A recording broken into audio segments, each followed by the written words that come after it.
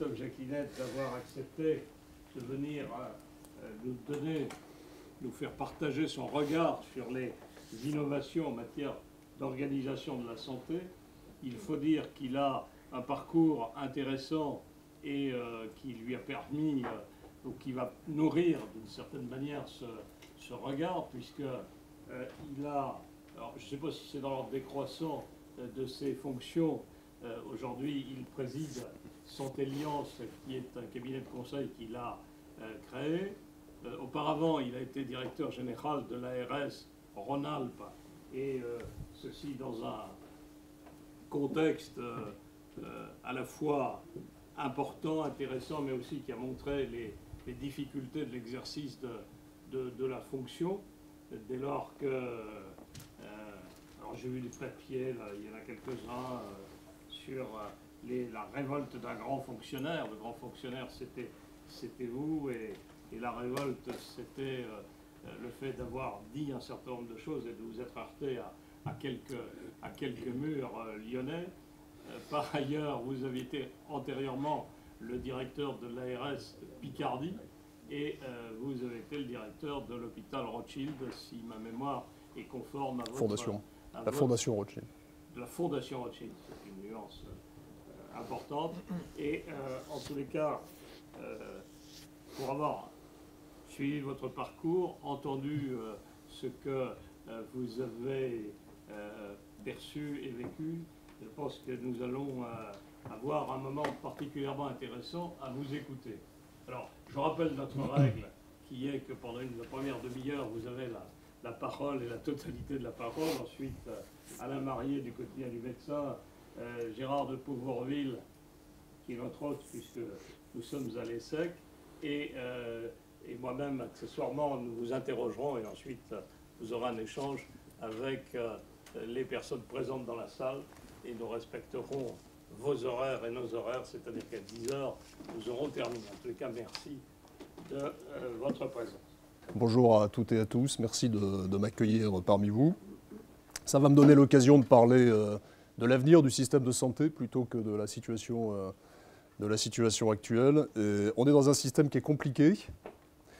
Michel Hanoun a rappelé quelques éléments de difficultés sur lesquels on pourra revenir, si vous voulez, dans la deuxième partie de nos échanges. J'aimerais bien commencer à vous parler de l'organisation du système de santé, en commençant par vous parler d'un des éléments clés de l'organisation du système de santé, c'est la régulation et en particulier son financement. Je crois qu'il n'est plus possible aujourd'hui d'imaginer, de parler de l'organisation, du pilotage du système de santé ou de l'innovation organisationnelle et de l'innovation en matière d'organisation du système comme le proposait le thème de cette intervention, sans parler des modalités de financement. Et je suis très frappé aujourd'hui par la question de l'articulation entre le financement assurance maladie et financement complémentaire santé. C'est un sujet d'actualité puisque vous savez qu'il y a eu le congrès de la mutualité française la semaine dernière. Peut-être certains d'entre vous, d'ailleurs ici présents, sont membres ou travaillent en mutualité. Et je pensais en préparant cette intervention à une comédie italienne que vous connaissez peut-être qui s'appelle L'argent de la vieille. L'argent de la vieille, si ça vous dit quelque chose, c'est une vieille dame qui vit dans le sud de l'Italie et qui a une fortune considérable et qui vient l'été dans sa résidence secondaire et qui a une passion, c'est le jeu. Et elle joue beaucoup d'argent aux cartes, à la scopone, ils appellent ça là-bas. Et vous avez un couple de personnes assez pauvres du village qui sont ses partenaires de jeu. Et chaque été, ce couple rêve de la plumer. Alors, ça marche au départ, c'est-à-dire qu'ils gagnent des sommes d'argent considérables. Et puis, la vieille dame qui est souffrante, qui est malade, qui est toujours à la limite du décès, ne décède jamais. Et finalement, elle gagne toujours au jeu. Et ces pauvres personnes trouvent comme seule solution, à la fin du film, de mettre dans le gâteau qui a été confectionné par la petite fille pour dire au revoir à la vieille dame qui rentre à l'issue de ses vacances, de mettre de la mort au rat dans le gâteau parce que cette vieille femme ne meurt jamais. On fête les 70 ans de la sécurité sociale cette année et on fête la vieille dame de la sécurité sociale. Et en même temps, en fêtant la vieille dame de la sécurité sociale, je me demande si on n'est pas en train d'organiser la dispersion de l'héritage. Et ça, c'est un sujet qui, en tant que DG d'ARS, ex-DG d'ARS pendant 5 ans, m'a beaucoup interpellé. Vous avez peut-être entendu le discours du président de la République la semaine dernière au congrès de la mutualité. J'étais très attentif à ce discours qui oscillait entre un soutien inconditionnel et une déclaration d'amour, c'est un terme à la mode en ce moment dans les congrès, à la mutualité française, et en même temps, systématiquement à chaque phrase, la nécessité de rappeler l'attachement à l'assurance maladie obligatoire. Et de quoi parle-t-on? Vous savez certainement que les complémentaires santé vont être obligatoires en entreprise, ce qu'on appelle la généralisation des complémentaires santé, à partir de l'année prochaine, avec une obligation par les entreprises de financer au moins 50% du montant de ces contrats de groupe.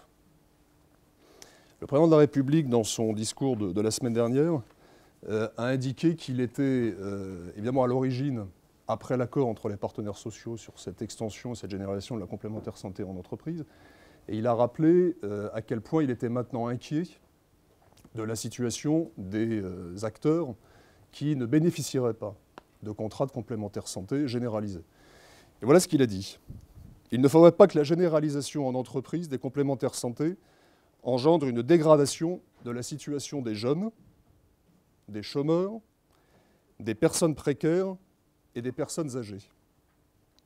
Il existe un risque de segmentation des contrats et un risque de renchérissement des coûts en fonction de l'âge.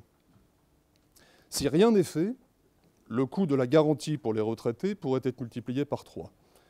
Je veux donc que la généralisation des complémentaires santé soit obligatoire pour les retraités. Là, je crois qu'on est au cœur de la nouvelle politique en matière de financement du système de santé.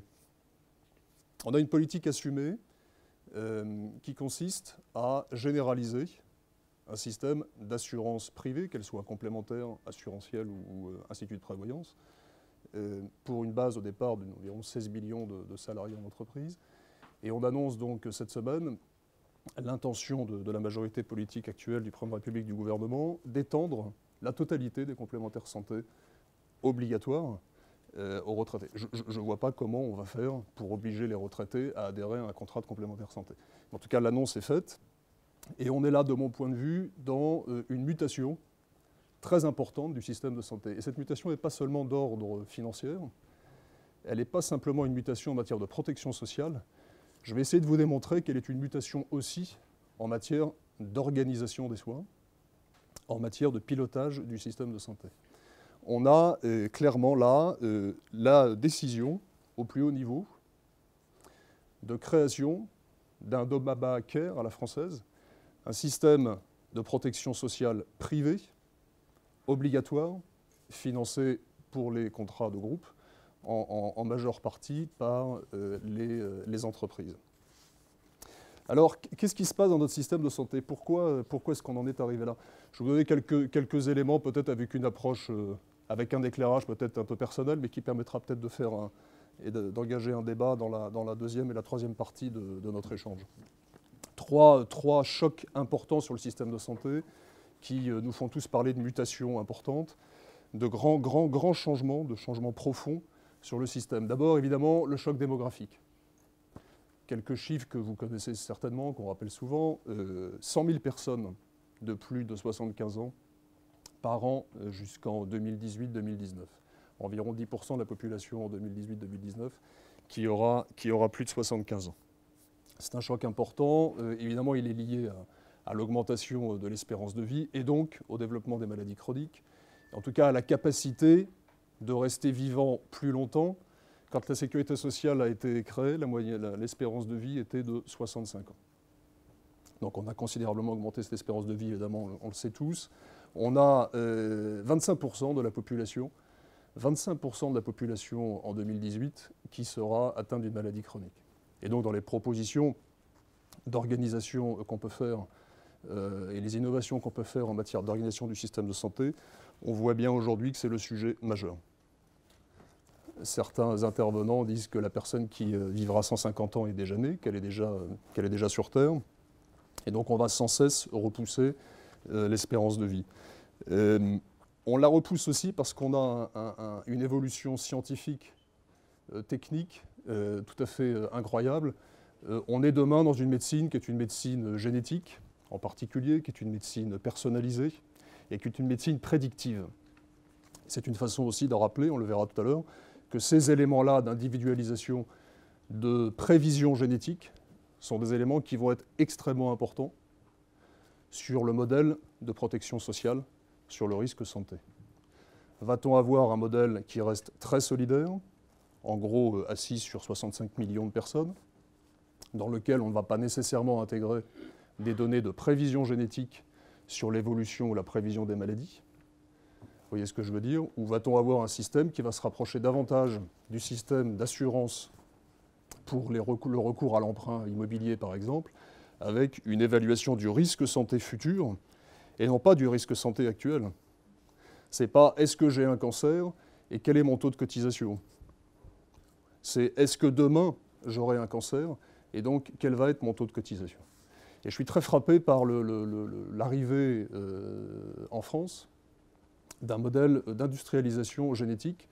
Un seul chiffre sur ce sujet pour nous comparer aux États-Unis.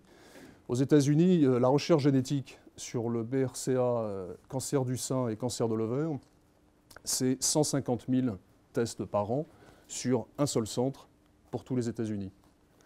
En France, on en est encore à avoir 5 fois moins de tests sur le même gène par habitant, répartis sur 15 centres.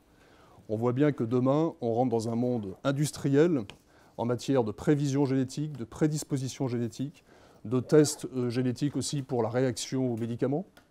Et donc on voit bien qu'on est dans une médecine qui va être de plus en plus personnalisée, de plus en plus individualisée, et qui va se confronter à cette belle idée de l'assurance maladie obligatoire pour tous, qui assure indifféremment les individus en fonction de leur, non pas en fonction de leurs ressources, et non pas en fonction de leur maladie, possible, mais en fonction de l'émergence de leur maladie.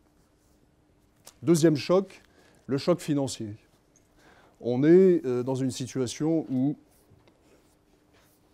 un certain nombre d'acteurs nous disent le taux de dépenses publiques rapporté au PIB est effectivement le plus élevé de l'Union européenne avec un différentiel de 8 points.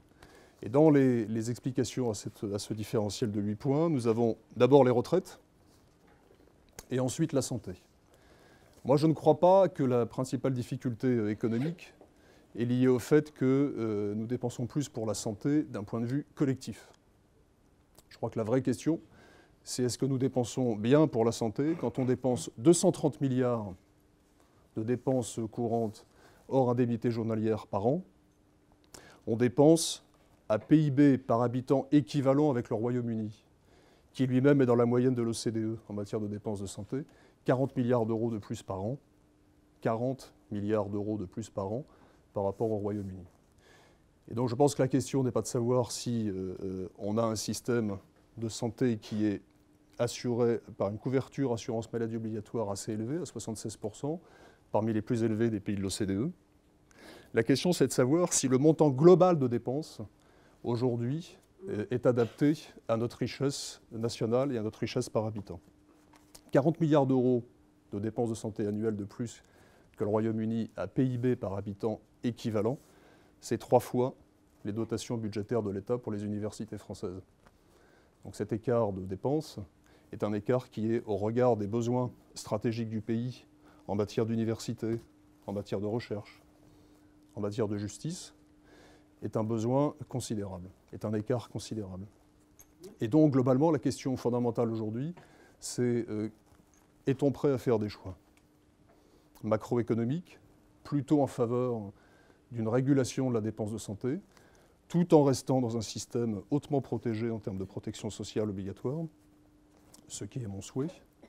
Est-on, à l'inverse, prêt à voir filer la dépense en éventuellement en confiant à des organismes privés, complémentaires ou non, la dépense de santé qui, de ce fait, si elle est éclatée sur un grand nombre d'acteurs concurrents, je pense aux acteurs de la protection sociale, public pour l'assurance maladie obligatoire, privé pour des complémentaires, mutuelles, instituts de prévoyance, sera évidemment moins régulée.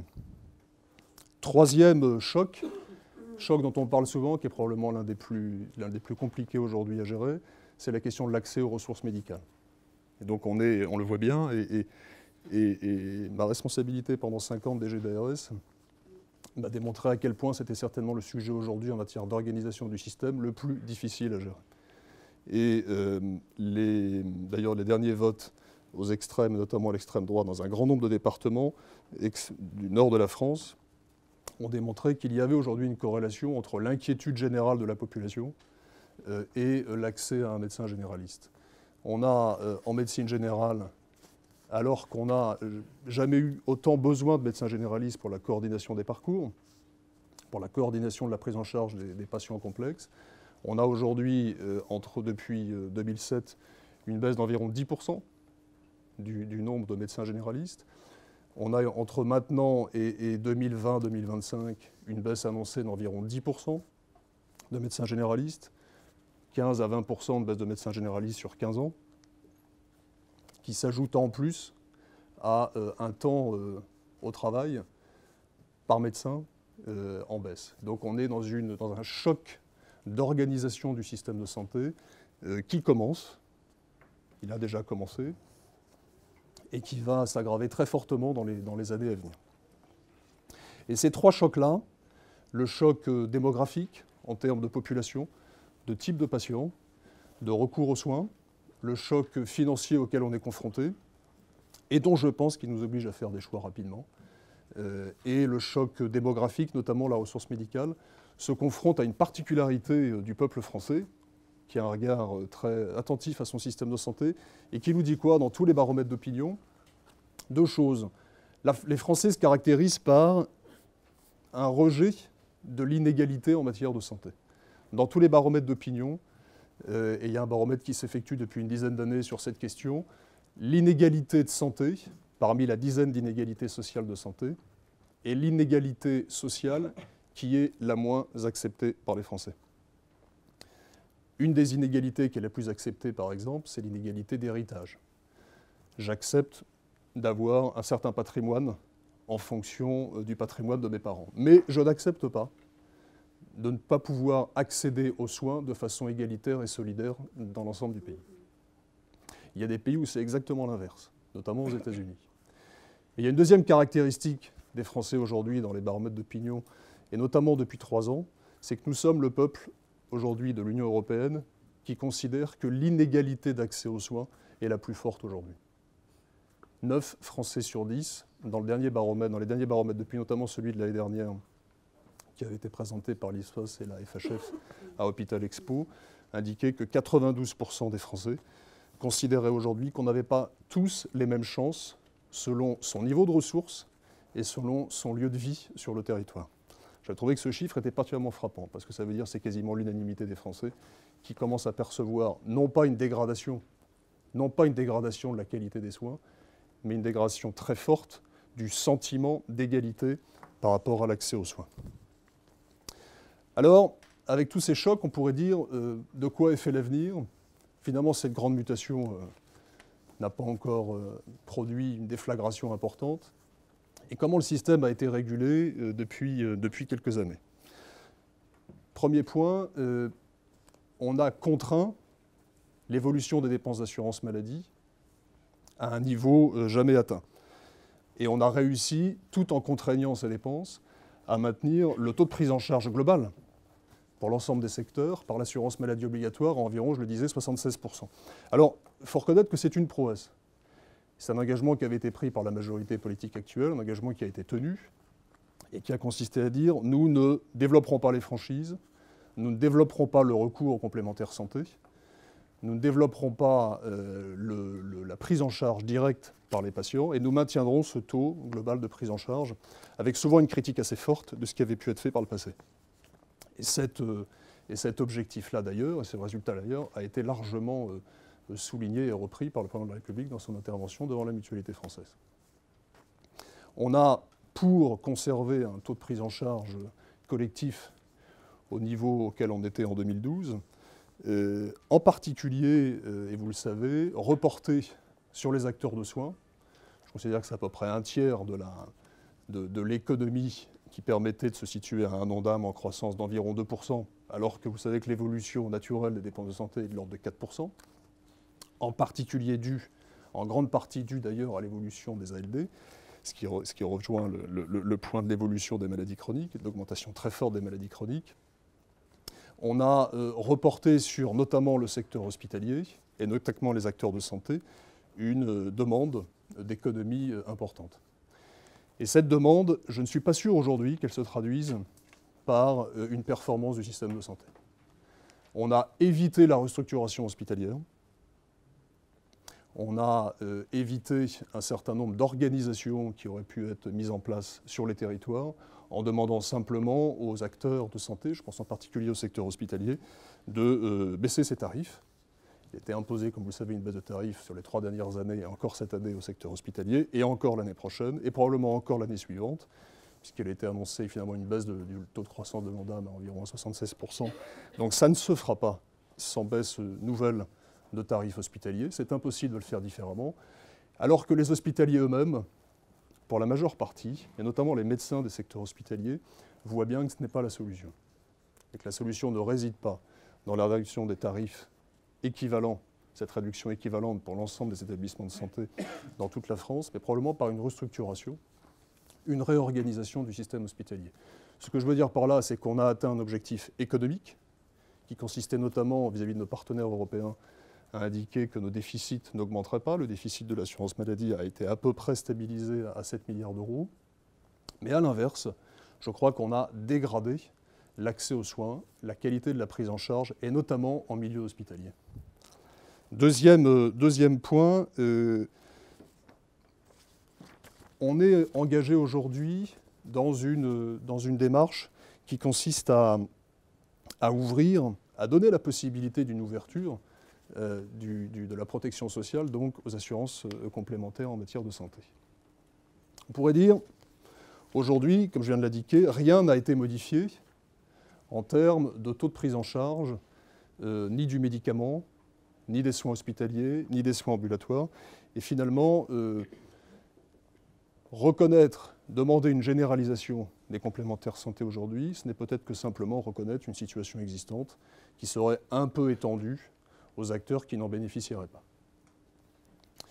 Si vous n'êtes pas convaincu par le fait que cette nouvelle généralisation engage un système de santé différent qui va nous obliger à faire des choix et à choisir quel modèle de protection sociale on veut, je voudrais moi vous faire partager ma stupéfaction sur l'annonce il y a quelques jours, il y a quelques semaines, d'un grand assureur français quant à sa prestation, à son offre de service en matière de généralisation des complémentaires santé. Vous avez certainement entendu cette offre commerciale.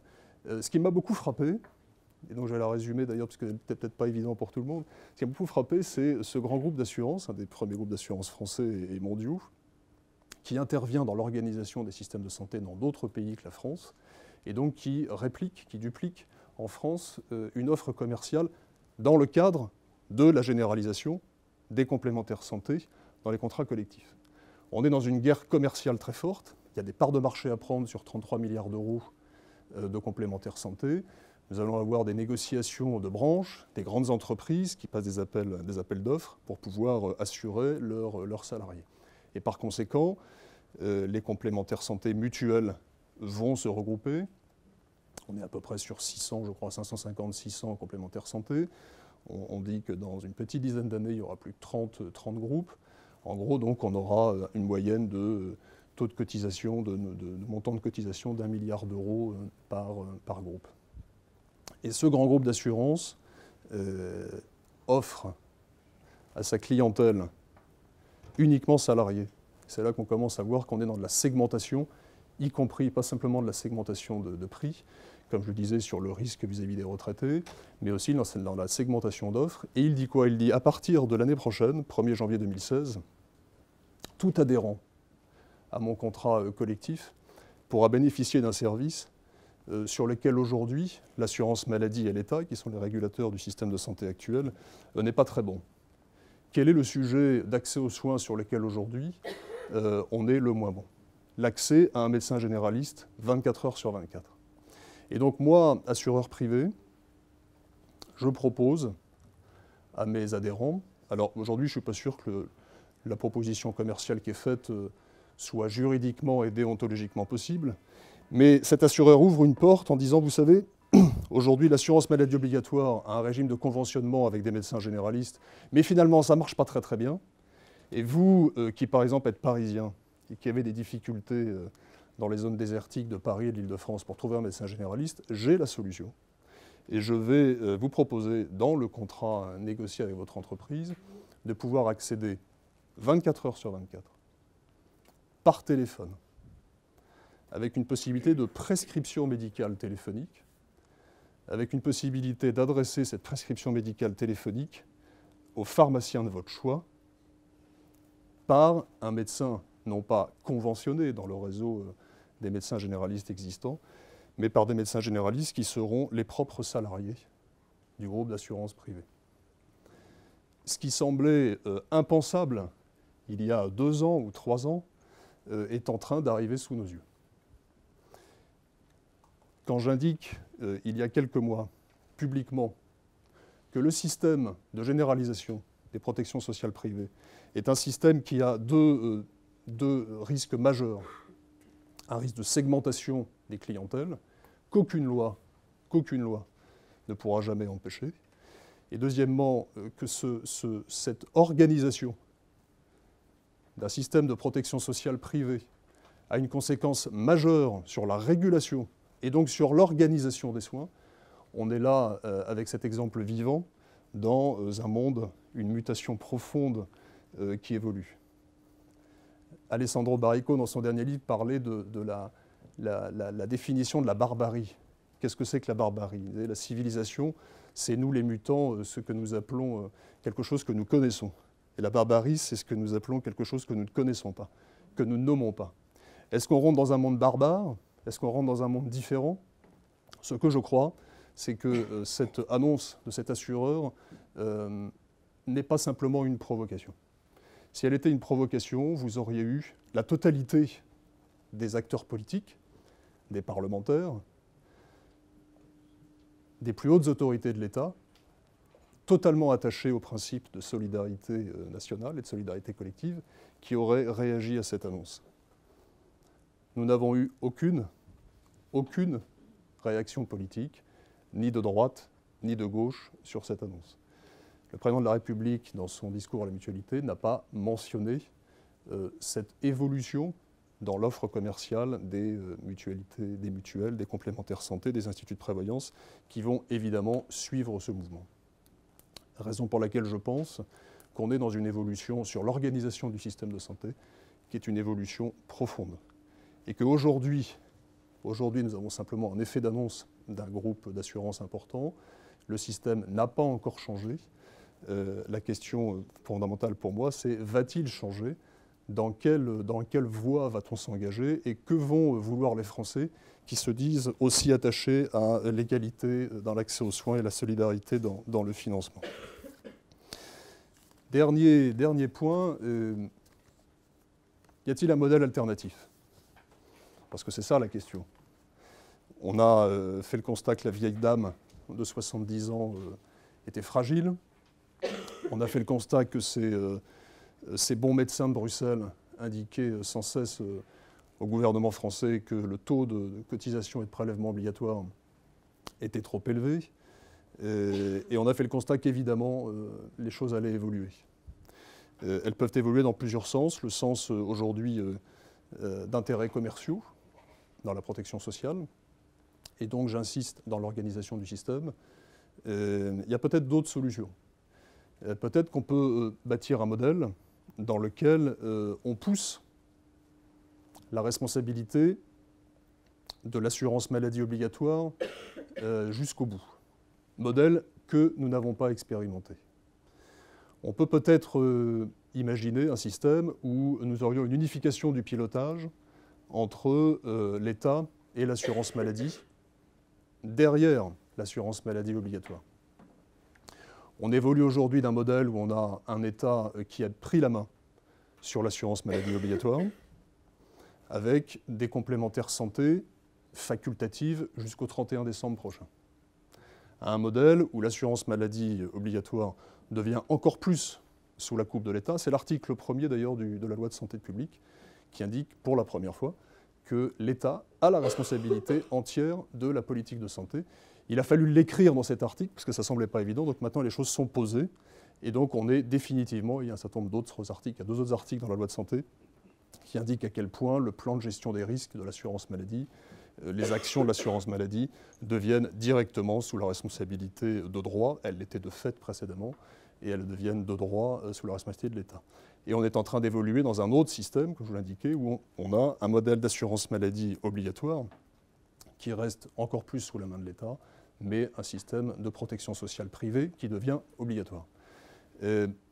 Quand j'étais en Rhône-Alpes, j'étais très frappé par notre incapacité à lancer un appel à projet, par exemple pour la chirurgie cardiaque en Rhône-Alpes.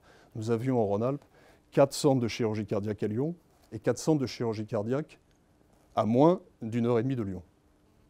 C'est-à-dire 8 centres de chirurgie cardiaque pour adultes, plus un centre de chirurgie cardiaque infantile pour une région de 6 millions d'habitants.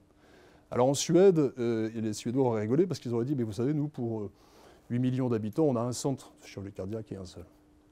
Énorme difficulté à lancer un appel à projet en disant, je ferme des centres de chirurgie cardiaque, non pas parce que je n'aime pas les chirurgiens cardiaques, mais parce que plus vous avez de centres de chirurgie cardiaque, plus vous avez de centres de cardiologie interventionnelle, plus vous avez de centres de cardiologie interventionnelle, plus vous réalisez de l'activité de coronarographie, et plus les différents centres qui réalisent cette activité sont en fragilité financière, et plus ils ont intérêt à produire de l'activité.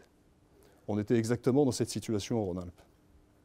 Un bon modèle de régulation du système de santé qui aurait pour objectif de conserver une solidarité du système, donc une meilleure utilisation des ressources, serait de lancer un appel à projet en disant « nous n'aurons plus demain à Lyon que 2 centres de chirurgie cardiaque, et puis en dehors de Lyon 2, pour ne pas passer brutalement de 8 à 1, alors qu'encore une fois, dans le périmètre de population de Lyon, 1 800 000 habitants, nous avons juste à côté de ce périmètre, à moins d'1 heure et demie, 4 centres de chirurgie cardiaque.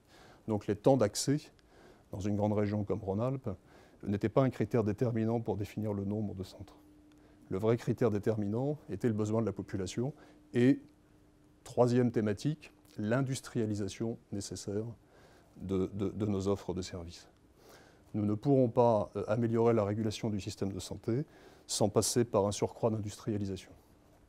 L'industrialisation, elle est facile en termes de plateau technique, elle est facile en termes de chirurgie, elle est plus compliquée sur la prise en charge des maladies chroniques et sur la prise en charge des patients médicaux. 4e proposition d'innovation organisationnelle de notre système, l'abandon de la tarification à l'activité pour un certain nombre de pathologies complexes, de pathologies chroniques.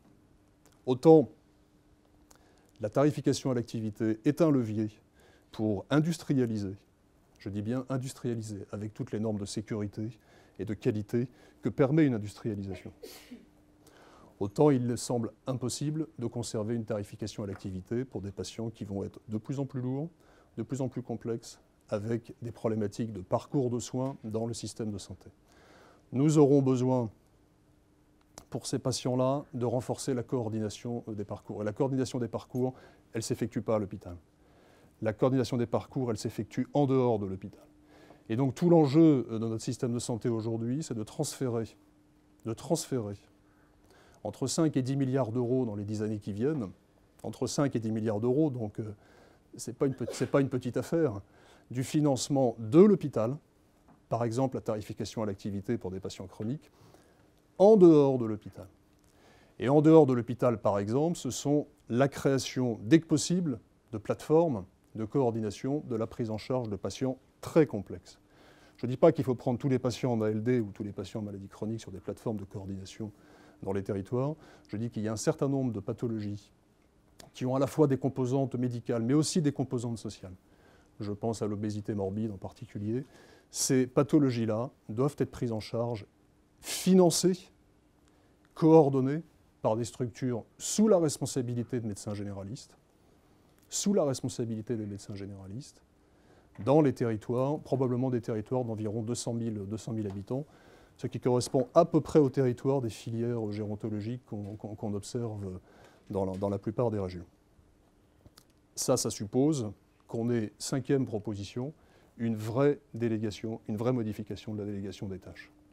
Nous aurons moins de médecins généralistes, nous aurons plus de malades, nous aurons des médecins généralistes qui travailleront moins longtemps chaque semaine, et donc ça oblige évidemment à revoir le modèle.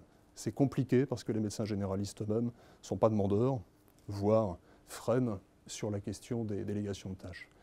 Il faut leur donner le pouvoir institutionnel de gestion de plateformes gérant les cas complexes, et il faut leur donner la possibilité de déléguer un certain nombre d'actes de coordination et donc de créer des nouveaux métiers.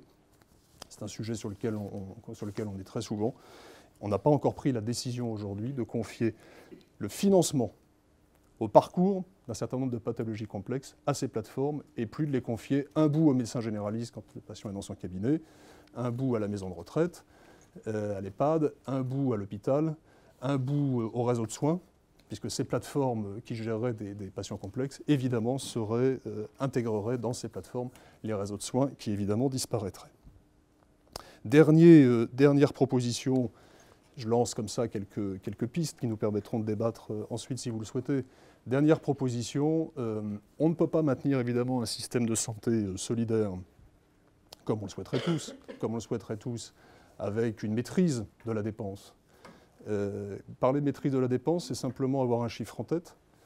Les ALD, dans les 10 années qui viennent, c'est 40 milliards d'euros de plus. Sur 90 milliards aujourd'hui.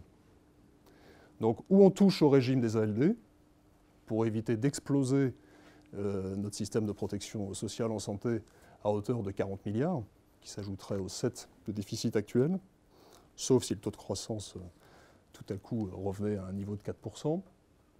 Ou alors, on décide clairement de sortir de l'assurance maladie obligatoire un certain nombre de risques qui sont des risques individuels évitables. Alors, c'est compliqué, mais on a un certain nombre de risques. Je sais pas, je pense par exemple à la traumatologie du ski. Moi, j'étais DG d'une ARS dans laquelle il y avait beaucoup d'accidents de montagne. Et je voyais le nombre de patients qui passaient par les hôpitaux de la région suite à de la traumatologie du ski, hélicoptère, bloc opératoire en urgence, transport sanitaire, rééducation fonctionnelle, enfin des coûts qui n'étaient pas tout à fait minimes. Et je me dis toujours, mais pourquoi c'est l'assurance maladie obligatoire qui prend en charge? Et pourquoi c'est l'assurance maladie obligatoire aussi qui prend en charge les conséquences des beuveries en station? Vous savez que le binge drinking en station est devenu, enfin pour ceux qui vont en montagne, vous voyez maintenant des grands stands.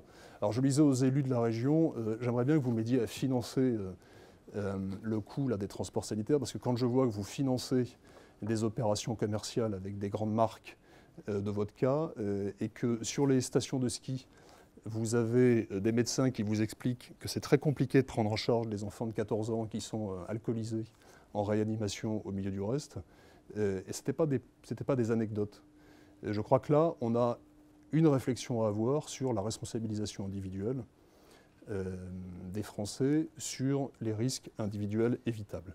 Il est tout à fait imaginable d'exiger, quand on prend un forfait de ski, d'avoir une assurance santé liée à la traumatologie du ski. Alors ceux qui connaissent bien l'assurance maladie me diraient, mais vous savez, aujourd'hui, l'assurance maladie peut se retourner sur les patients pour éviter qu'ils aient à payer, que l'assurance maladie ait à payer les frais d'accidentologie en montagne, dès lors qu'encore une fois, c'est une accidentologie, on va dire, de loisirs organisés.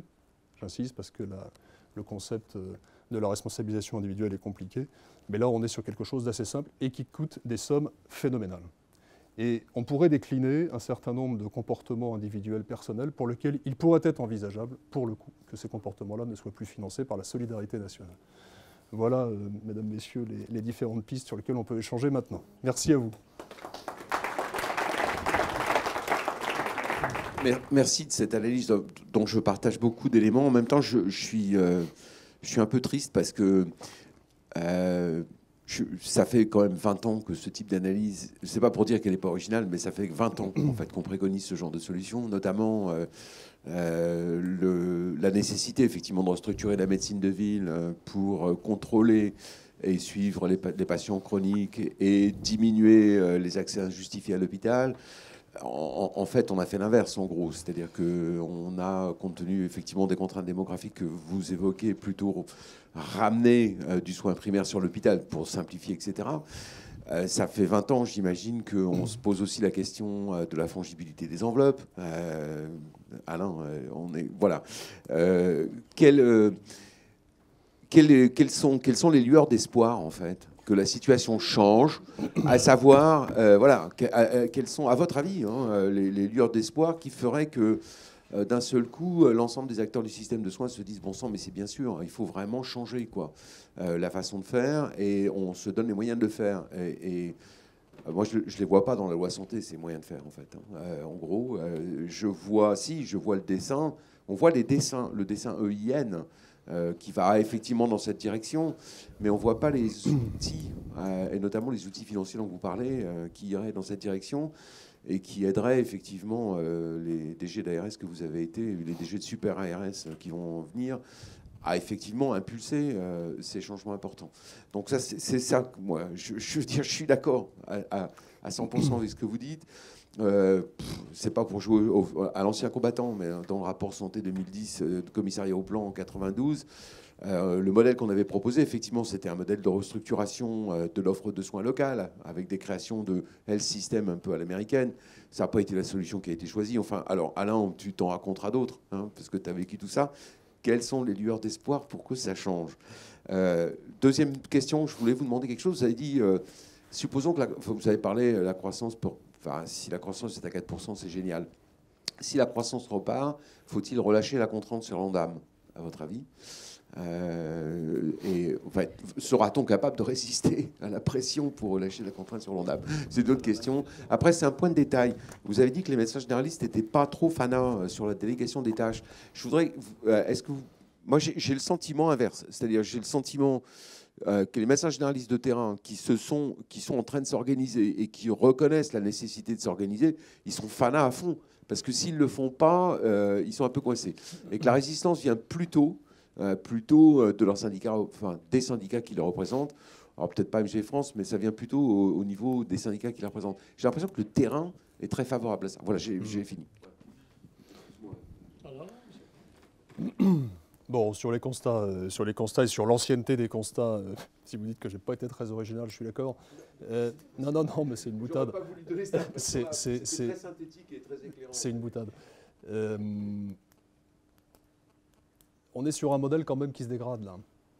Le couvercle a été mis, et vous l'avez indiqué en disant que la loi de santé ne traite pas des sujets fondamentaux. On a agité un chiffon rouge sur l'accès aux soins, qui est la question du tiers payant. Et pendant ce temps-là, ça a évité de parler. Dans lequel tout le monde est tombé. Dans le piège dans lequel tout le monde est tombé. Mais ça a permis, voilà, on va dire une cohésion politique sur une loi qui était attendue depuis très longtemps. Ça a permis de remplir un engagement présidentiel.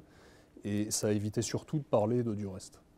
Et c'est d'ailleurs pour ça, ce qui m'a tout à fait surpris, c'est que, enfin surpris en même temps, c'était pas surprenant, mais ce qui était l'annonce qui était elle-même surprenante, c'est que puisqu'on ne parlait pas des choses importantes, on allait ouvrir une grande conférence nationale de santé, annonce faite au moment où on négociait le contenu de la loi. C'était une démarche politique tout à fait nouvelle. Puisque finalement la loi ne répond pas aux sujets principaux, faisons une conférence nationale de santé qui, elle, répondra enfin aux sujets principaux. Et je voudrais essayer de répondre à votre question précisément. Je ne crois pas que le couvercle puisse rester très longtemps sur la marmite. Est-ce que c'est un sujet de réjouissance? Est-ce que c'est un sujet d'espoir, pour reprendre votre question, ou non?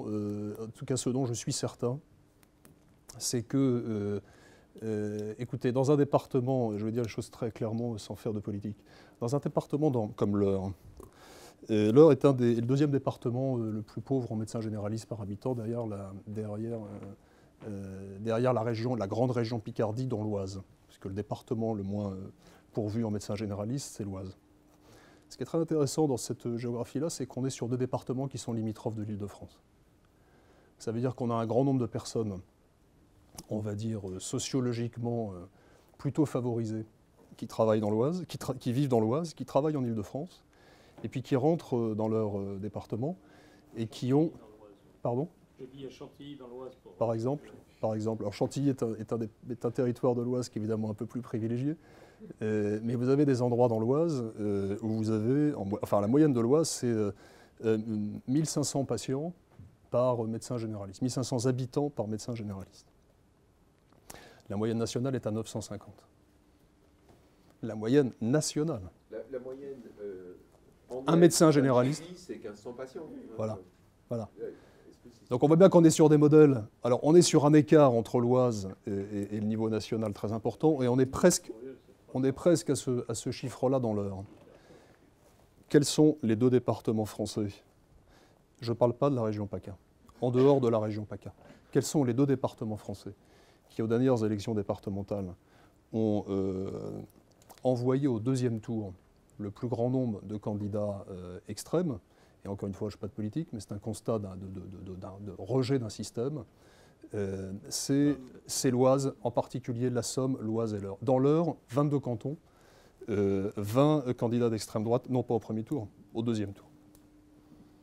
On est là sur une problématique où le couvercle sur la marmite ne pourra pas rester longtemps. Quand vous aurez des situations à Paris, 7% de baisse de médecins généralistes à Paris cette année, enfin l'année dernière en 2014, selon les chiffres de ces jours-ci de l'Atlas du Conseil de l'Ordre sur la démographie médicale. Quand vous aurez des situations en Île-de-France, quand on aura des territoires dont la population n'acceptera plus d'être abandonnée, je pense en particulier à la problématique de prise en charge des personnes âgées en maison de retraite. Il devient extrêmement difficile aujourd'hui dans certaines maisons de retraite d'avoir recours à un médecin généraliste. Et ça, je pense que la population française, qui se dit encore une fois la plus attachée aux égalités de santé de tous les pays de l'OCDE, et je pense que la population française ne l'acceptera plus. Et je pense que ce temps-là n'est pas 2025, 2030 ou 2040. C'est-à-dire que le couvercle est mis aujourd'hui, ça n'a rien de péjoratif, mais voilà, c'est comme ça que ça se passe jusqu'en 2017. Et je pense qu'à partir de l'année 2017, 2018, 2019, quand on se rapprochera de l'année 2020, 2025, où la démographie médicale sera la plus basse, là je crois que la problématique d'accès aux soins sera une problématique qui sera extrêmement mal vécue par la population française et que le système devra évoluer dans son organisation. Deuxième point sur le l'Ondam. Moi je crois que la vraie question c'est de savoir, encore une fois, quel choix macroéconomique on fait. Est-ce qu'on privilégie une dépense de santé à 14% du PIB demain, elle est à peu près à 12% aujourd'hui, ou est-ce qu'on a envie de mettre plus d'argent effectivement dans la recherche, dans les universités? Je citais le cas des universités parce qu'on sait qu'on a en France une situation tout à fait particulière, très défavorable pour nos universités, et je suis très frappé de ces différences de masse. Et qui sont pas, ces différences de masse, elles sont caractéristiques du système de santé français. Donc non, si demain on a un Ondam qui reste à 2%, avec un taux de croissance qui pourrait être à 4%, ça aura pour effet de résorber le déficit. On arriverait enfin à une situation équilibrée financièrement.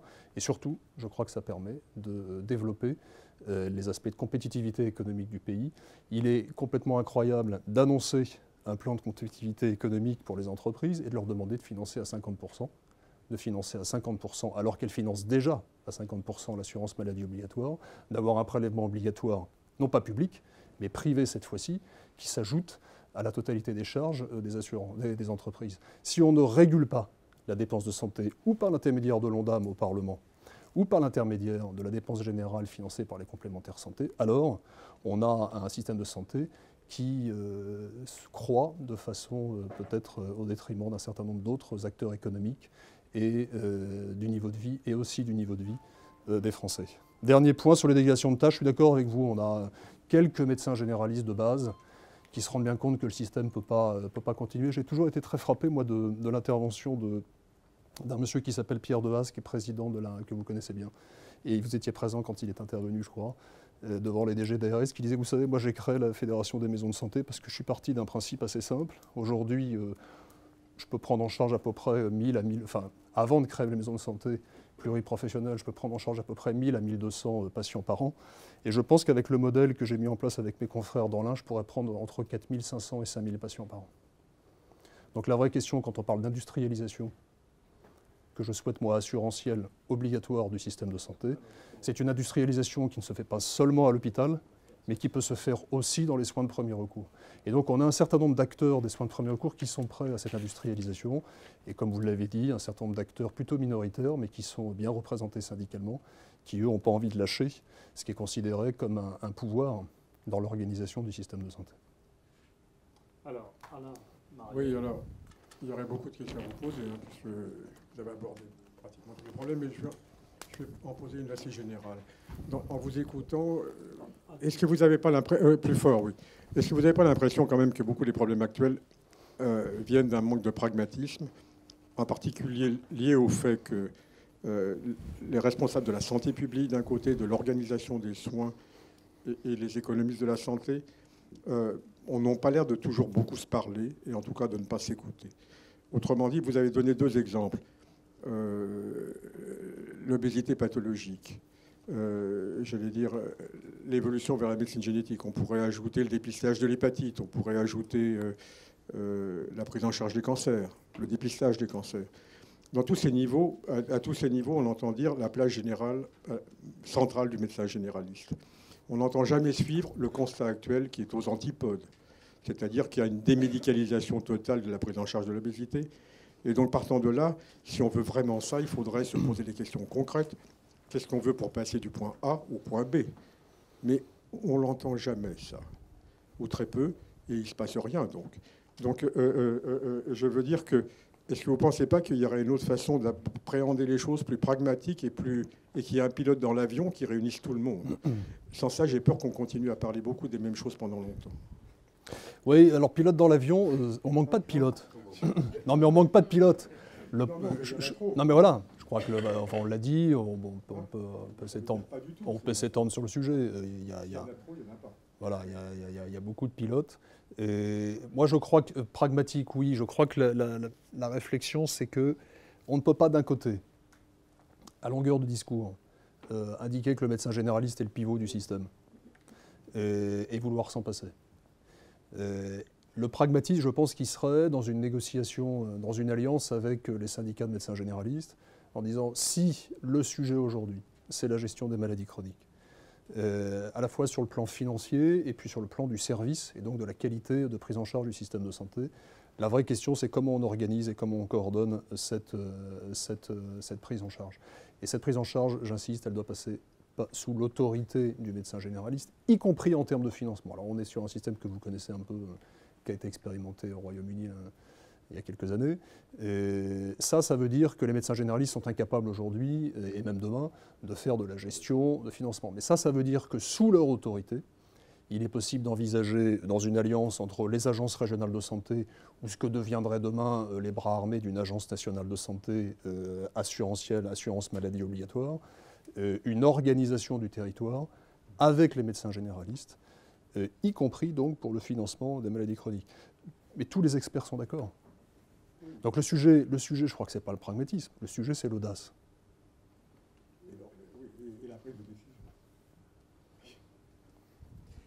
Moi, je voudrais vous poser, dans le cadre de ce tiercé de questions, deux éléments. La première, vous avez beaucoup parlé du médecin généraliste.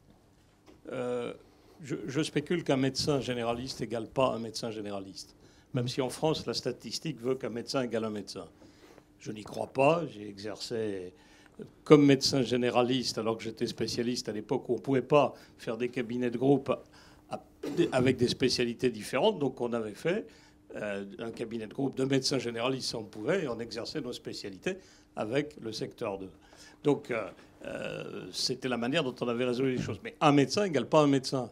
Et il y a on le voit tous les jours avec un certain nombre de raisons. Donc, quand on dit le médecin généraliste, c'est le pivot, le médecin généraliste, c'est autour de lui, c'est avec lui, etc. Et les chiffres que vous avez cités sur Paris, où globalement, c'est un désert médical en termes de médecins généralistes, mais où les gens, dès qu'ils ont mal à l'oreille, c'est l'ORL, dès qu'ils ont mal au ventre, c'est un gastro, dès qu'ils ont un problème, ils vont voir le spécialiste. Et ils ne se posent même pas d'autres questions, parce qu'ils n'ont pas le réflexe du médecin généraliste. Alors, je comprends bien que dans certaines zones plus rurales, plus désertées, etc., il y ait ce besoin. Comment est-ce qu'on résout cette question ? Deuxième élément, vous avez fait un certain nombre d'analyses que je partage à 100% sur l'évolution du financement et sur les conséquences. Sauf sur un point. Le fait de dire à un moment donné, il faut qu'il y ait un certain nombre de choses qu'on ne prenne plus en charge, et notamment les pathologies évitables. C'est un grand mot sur lequel, quand vous parlez du ski, très bien. Bon, je suis montagnard, grenoblois, c'est très bien. On connaît ça par cœur. Il y a même un hôpital dédié quasiment qu'on pourrait faire financer par une assurance. Mais l'autre réalité, c'est que c'est pas tout à fait comme ça que les choses se passent. On a eu l'exemple dans le médicament. On nous a expliqué pendant des années qu'il fallait dérembourser un certain nombre de médicaments que chacun pouvait se payer, du Doliprane au Pneumorel en passant par je ne sais pas quoi, et pour prendre en charge les choses importantes que seront la recherche, les grands médicaments, etc. Sauf que c'est inopérant. On a déremboursé 825 médicaments pour prendre le Vioxx, un seul médicament contre 825, et ce n'était pas encore le temps du Sovaldi, des thérapies ciblées, etc. Donc, quel effet il peut y avoir vous avez dit c'est des sommes importantes, ça reste à démontrer, entre le déremboursement ou le fait de transférer la charge d'un certain nombre de ces dépenses pour en prendre d'autres qui seraient plus, entre guillemets, plus noble parce que s'inscrivant dans à la fois les pathologies chroniques, mais aussi les thérapies ciblées ou personnalisées de demain.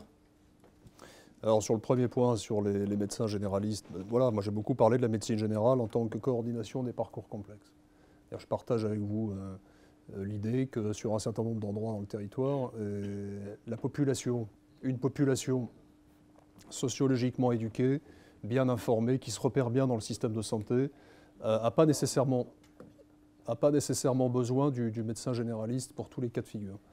La valeur ajoutée, et on ne raisonne pas beaucoup en valeur ajoutée des professionnels de santé dans le système de santé, la valeur ajoutée du médecin généraliste, c'est précisément la coordination de situations que d'autres professionnels de santé ne peuvent pas faire.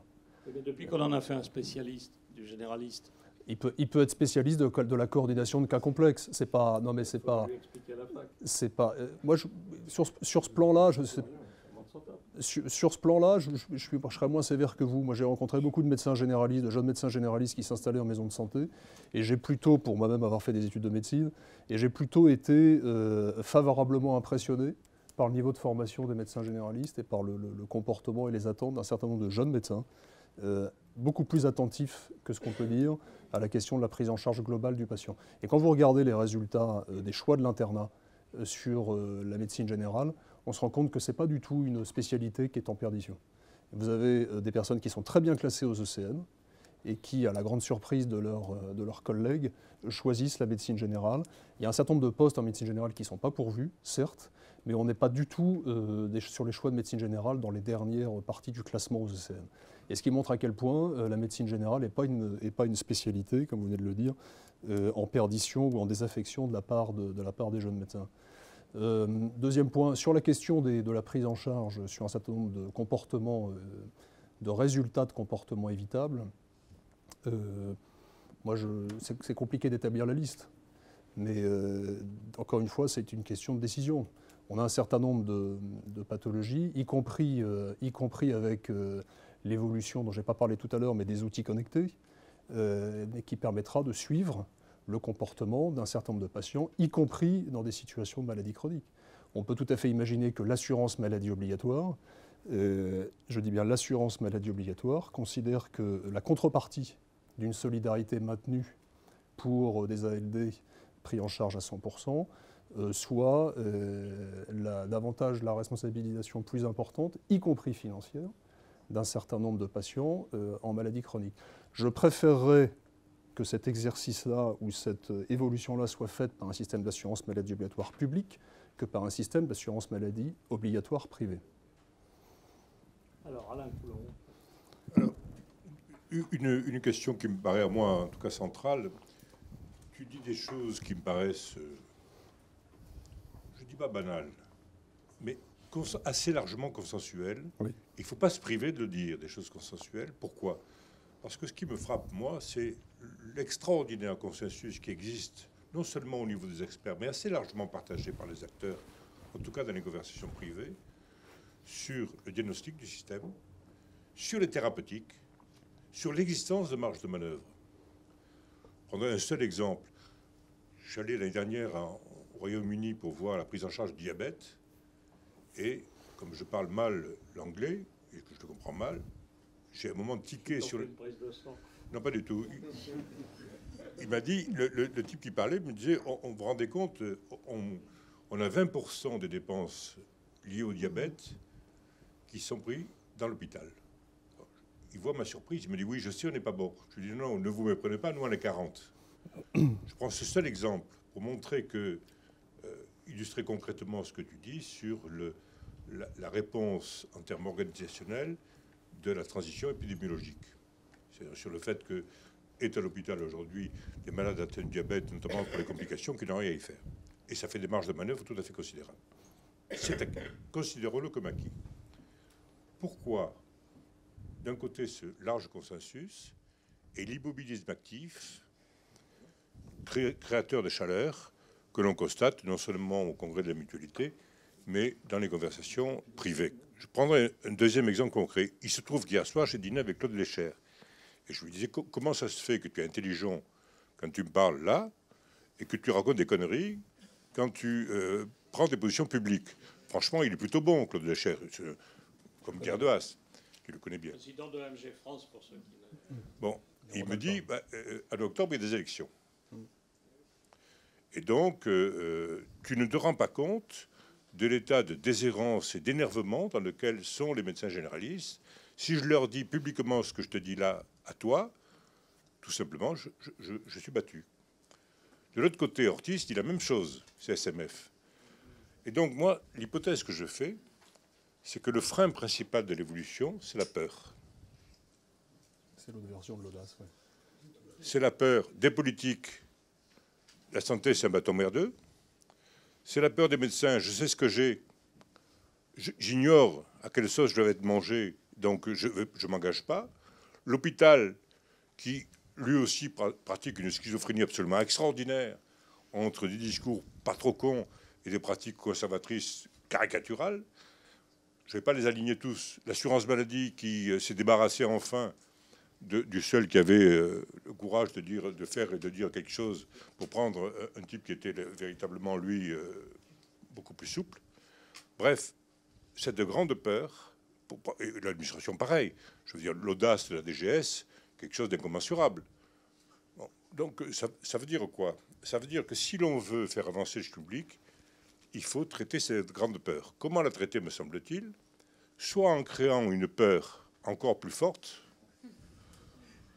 et du coup, on va peut-être apprendre à évoluer. C'est ce que tu nous as dressé en creux avec la vague des régimes complémentaires de retraite qui prendraient le pouvoir en privatisant le système. C'est pas complètement inenvisageable. La régulation sauvage se fera si la régulation organisée ne le fait pas. Donc, ce qui est nouveau par rapport, me semble-t-il, à la situation que Gérard décrivait comme étant pas nouvelle, c'est qu'effectivement, il existe des solutions alternatives qui commencent à poindre de manière crédible, ce qui n'était pas le cas il y a 4 ou 5 ans encore.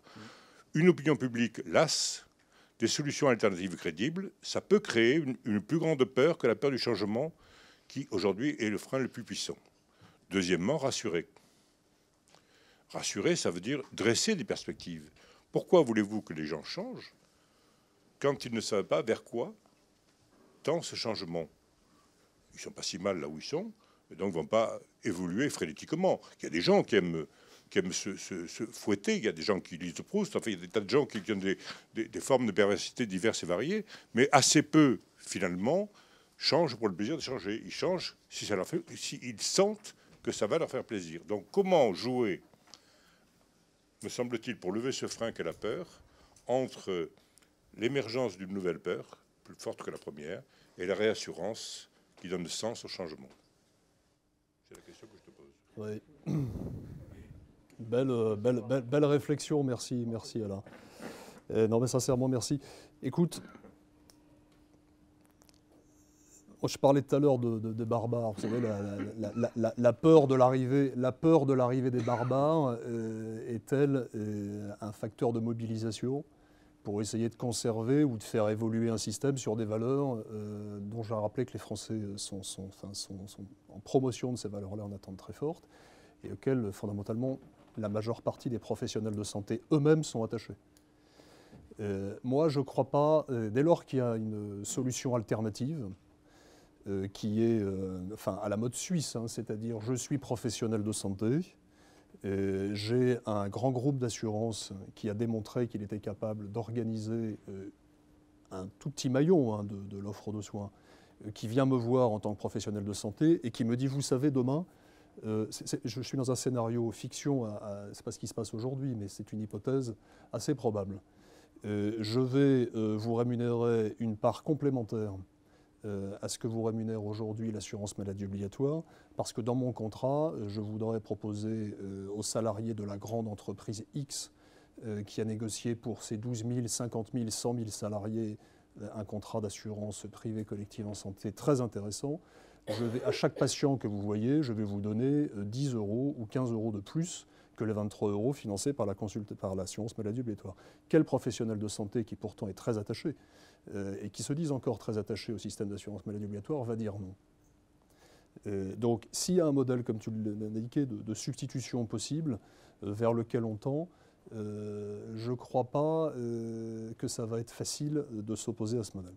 Ce que je pense, comme tu le disais très justement, c'est qu'on manque de perspective.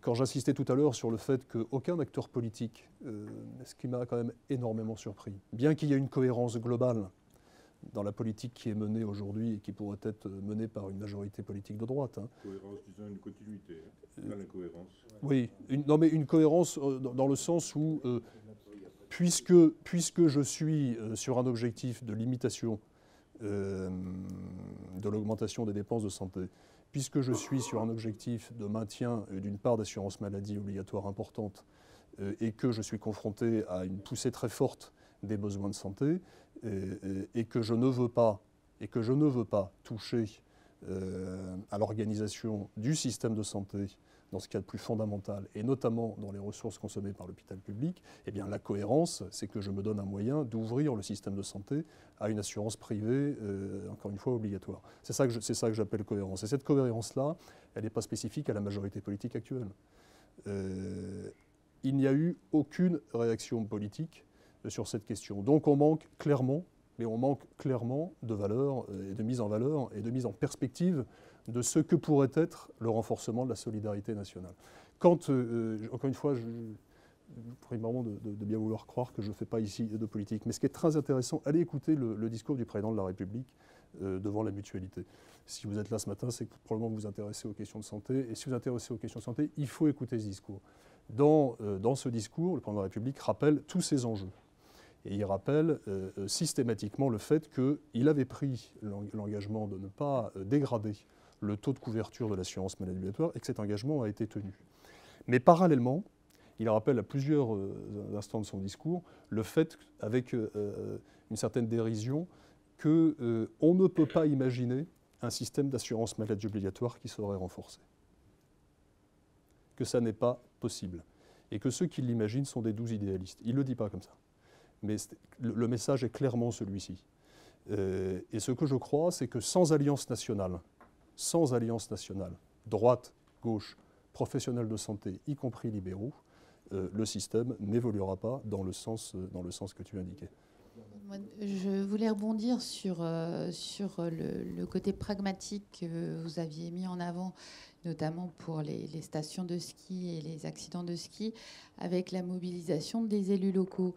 Ce qui va avec la question précédente, de dire qu'effectivement, la mobilisation des politiques, est-ce qu'elle ne pourrait pas venir du terrain, des collectivités locales, qui, elles, gardent de toute façon la population sur leur territoire et sont de toute façon confrontées aux problématiques qui en découlent d'une manière ou d'une autre.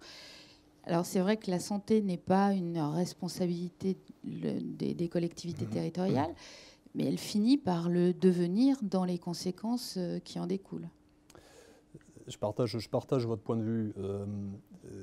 On a une opportunité dans la réforme territoriale actuelle de confier aux grandes régions et aux futures grandes régions non pas une responsabilité de financement du système de santé. Vous savez qu'il y a différentes positions sur ce sujet. Vous avez des acteurs, y compris la majorité actuelle, qui ont plaidé avant l'adoption du projet de loi, avant l'avant-projet de loi de santé actuel, de confier davantage de financement, notamment d'équipements hospitaliers, un peu comme à l'image des lycées, et à des acteurs collectivités territoriales et en particulier régions. Je ne crois pas à ce modèle. Je pense que si on veut maintenir une assurance maladie, encore une fois obligatoire, solidaire, il faut qu'elle soit régulée sur le plan national et qu'il est tout à fait illusoire de déconnecter pour les offres de soins l'investissement, le financement de l'investissement du financement du fonctionnement. Les deux sont intimement liés, et notamment pour l'organisation des soins hospitaliers sur les territoires. Sauf à proposer, je me tue à le répéter, mais dans l'indifférence collective, la décentralisation totale, complète, au niveau régional, pas au niveau local, etc., de l'ensemble des questions de santé. Et on peut faire une péréquation, on va bien nous faire le prélèvement à la source sans savoir comment on va le faire, mais de l'impôt. Donc je ne vois pas pourquoi on ne pourrait pas arriver à une décentralisation totale, ce qui met à portée de gifle les responsables et les consommateurs. Je ne vois pas, non, mais on a vécu ça avec d'autres sujets. Sur cette proposition, je ne vois pas l'articulation d'une organisation et d'une régulation à l'échelon régional et d'une assurance maladie obligatoire nationale. Faire cette proposition, c'est considérer... le bac est le même partout aujourd'hui. Faire cette proposition, de mon point de vue, c'est considérer qu'on peut encore distinguer la fonction de régulation étatique, qui là serait confiée à des collectivités territoriales, de la fonction de financement par la cotisation, qu'elle soit assise sur les salaires, qu'elle soit assise sur les revenus des capitaux. Moi, je crois qu'aujourd'hui, on est précisément dans un modèle qui doit évoluer vers une fusion.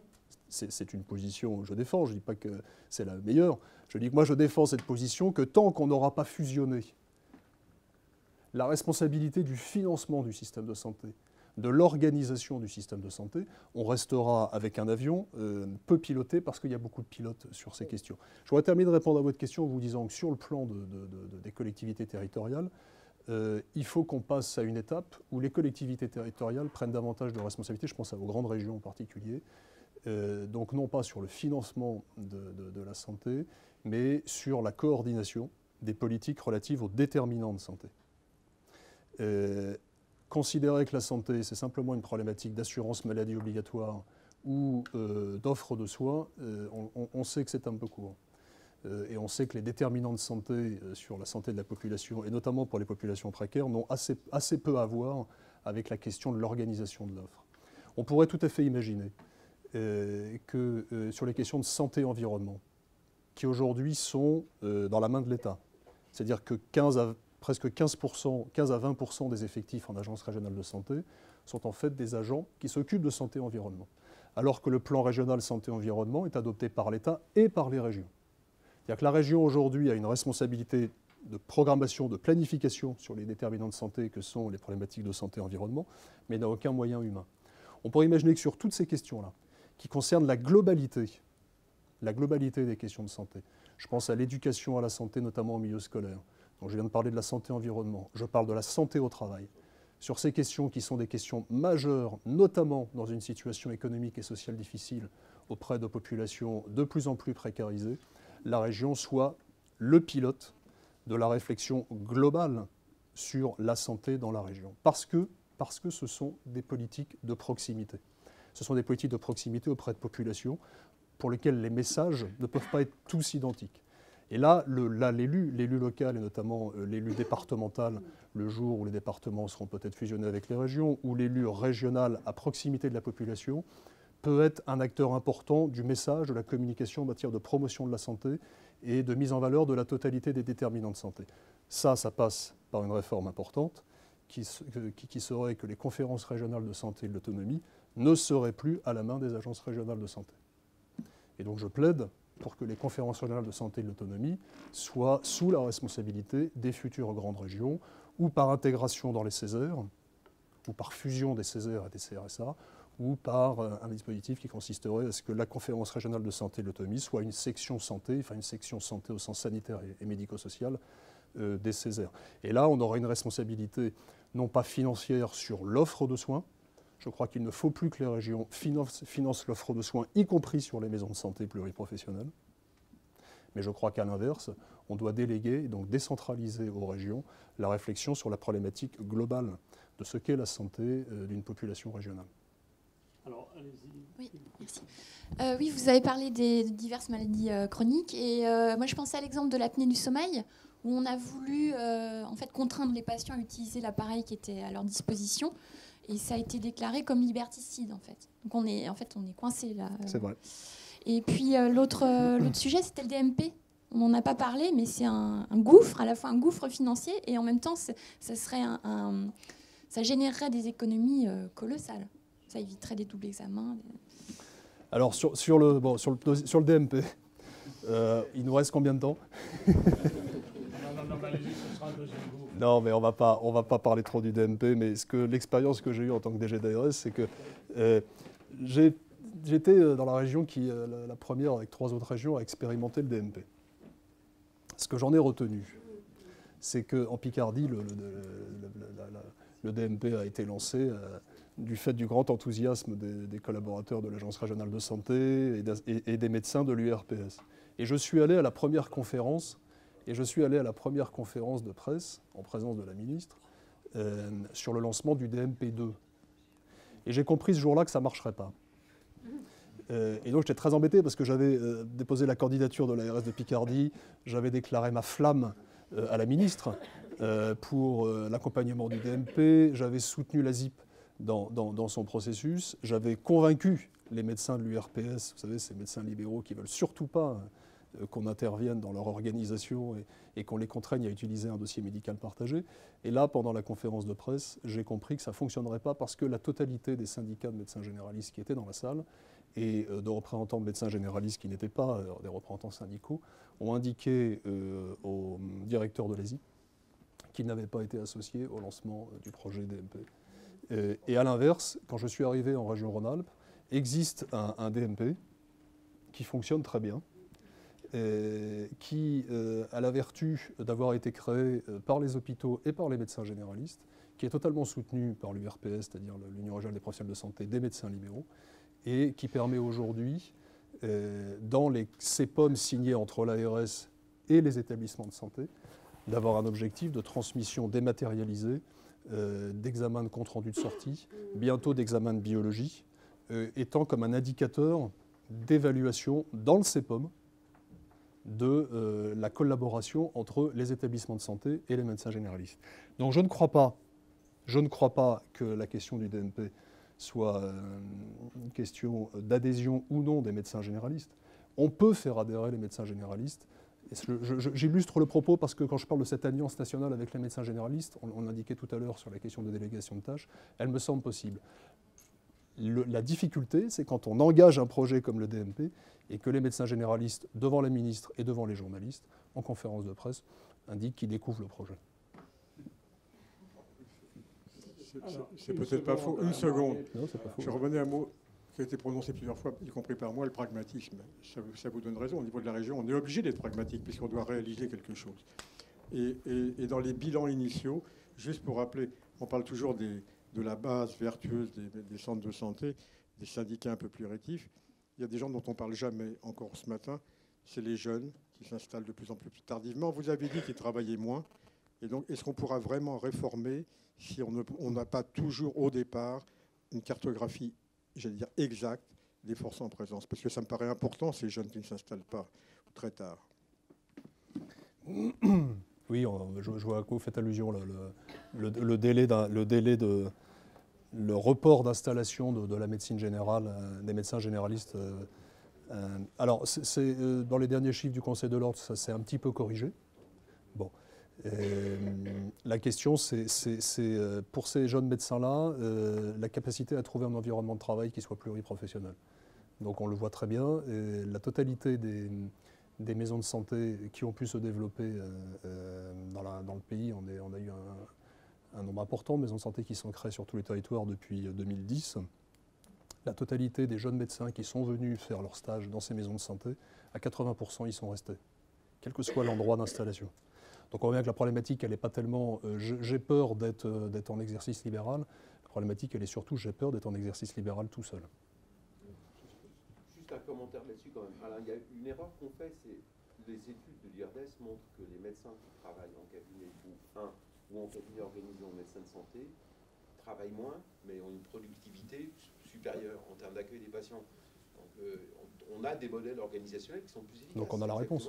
On a la réponse. Je ne parlais pas de la durée, je parlais des gens qui s'installent très oui. Il faut travailler sur les conditions. Le sujet, c'est de travailler sur les conditions d'installation. Ah oui. C'est-à-dire qu'ils ont décalé leur installation. Bonjour, merci. Patrick Bloch. Le glissement prévu et prévisible vers les complémentaires santé, et en particulier l'offre d'un grand groupe assurantiel que vous avez cité, nous amène vers un modèle HMO. Il l'a pas cité. Un grand groupe, j'allais dire un grand groupe. Non. L'expérience des HMO, c'est que la rigueur de gestion s'applique tant sur les médecins que sur les malades. Est-ce que, par rapport à ce que nous connaissons ici, ce surplus ou cette apparition de rigueur va se caractériser par des bénéfices significatifs? Je ne parle pas de bénéfices pour la compagnie, mais bénéfices pour la santé elle-même. Merci pour votre question, parce que vous venez de prononcer pour moi une partie de la réponse, c'est-à-dire le bénéfice pour la compagnie. C'est-à-dire quel est le plus grand pays dans lequel on a le plus grand de HMO, le plus grand nombre de HMO? Les États-Unis. Et quel est le pays dans le monde qui consomme le plus de santé par habitant et sur son PIB? Les États-Unis. Bon, donc c'est la raison pour laquelle, je vais répondre de deux façons à votre question. J'insistais tout à l'heure sur le fait que l'idée qu'on pourrait confier à des opérateurs privés du secteur de la protection sociale l'organisation du système de santé, parce qu'on considère aujourd'hui que 9% à peu près des dépenses de santé financées par l'assurance maladie, c'est un maximum. En fait, c'est laisser filer la dépense. C'est laisser filer la dépense. Donc, d'un point de vue macroéconomique, ce que je crois, c'est que ce n'est pas du tout la solution. Alors, c'est sûr que c'est plus facile de dire je laisse filer la dépense en dehors du Parlement que chaque année de se dire comment au Parlement, puisque le Parlement est responsable du taux d'évolution de l'ONDAM, on peut trouver des solutions dans le PLFSS pour limiter l'évolution de la dépense au Parlement. Donc c'est là où je pense qu'il y a une vraie question de responsabilité politique collective sur ce sujet. Une fois qu'on a dit ça sur le bénéfice du patient, à titre personnel, je ne pense pas qu'un groupe d'assurance, quel qu'il soit, même demain des complémentaires santé qui pèseraient 1 ou 2 milliards d'euros chacune en cotisation, puisse organiser une qualité de prise en charge, chacun de son côté, en signant avec les professionnels de santé, chacun de leur côté, différents contrats. Je ne pense pas que ce soit pour le patient adhérent comme pour le professionnel de santé un critère de qualité. Le professionnel de santé, qu'est-ce qu'il va faire? Il va avoir 5, 6, 7, 8, 10 contrats différents. Comme les opticiens. Comme les opticiens, et à chaque fois, en tant que médecin généraliste qui va accueillir un patient, je vous dis ça parce qu'on l'a vécu en Rhône-Alpes. Moi, je l'ai regardé de près en Rhône-Alpes, notamment en Haute-Savoie, à cause de la proximité de la Suisse, et notamment des frontaliers qui étaient français, mais qui avaient des contrats d'assurance privés par leur employeur parce qu'ils travaillaient à Genève, et qui par contre se faisaient suivre par les professionnels de santé français. Alors ce régime-là a changé l'année dernière, vous le savez peut-être, puisqu'on est redevenu, ce qu'on appelait le droit d'option a été supprimé, et donc on est revenu à un régime où tout frontalier doit cotiser à l'assurance maladie. Mais c'était très intéressant de discuter avec les médecins généralistes on va dire, d'Annecy ou surtout de villes comme Annemasse, assez proches de la frontière. Ils avaient différents contrats. Et donc, ils remplissaient d'abord des papiers administratifs, ensuite, ils réfléchissaient à leurs prestations en fonction du contrat et de la rémunération qu'ils touchaient dans leur contrat, qui était bien évidemment nettement supérieure à 23 € assurance maladie obligatoire. Est-ce que c'est le modèle, indépendamment des problèmes de sélection du risque, qui est un sujet dont on a parlé tout à l'heure, mais en termes d'organisation des soins, est-ce qu'on pense réellement que des organisations complémentaires vont faire mieux aujourd'hui qu'un système qui serait régulé par l'assurance maladie obligatoire, conventionnelle tel qu'on le connaît aujourd'hui. Moi, je crois que pour le patient, comme pour les professionnels de santé, c'est un piège. En tout cas, c'est l'expérience qu'on a quand on a travaillé aux États-Unis. C'est effectivement plus délétère qu'ici. Notre système ne peut pas parler. Et moins efficient économiquement. Bien, bah écoutez, il est 10h00. Merci en tous les cas d'avoir... Merci à vous.